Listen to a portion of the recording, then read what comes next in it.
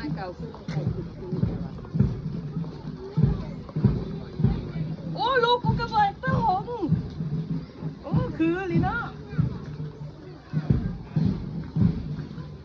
โอ้มีแต่คนสวยๆมีแต่คนสวยๆสวยๆทั้งนั้นเลย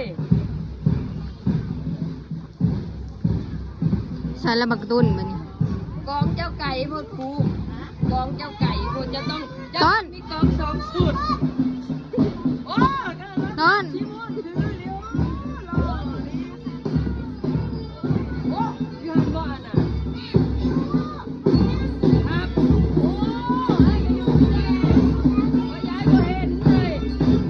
โอ้ขบวนเป็นสีเอาซ่อนแล้วก็ซ่อนไว้นะ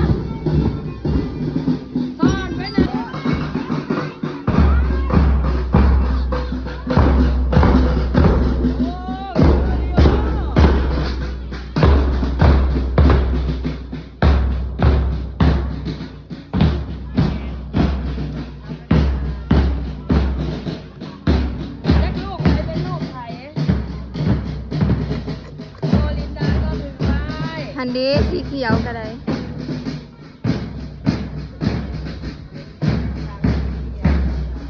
อันนี้สีเขียวใช่ไหมเนี่ย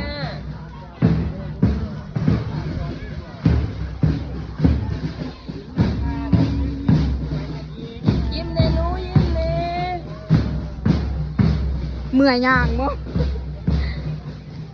เด็กน้อยบัดนี้เบิ่ง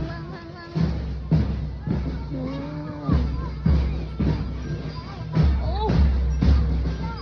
สวยมากเลย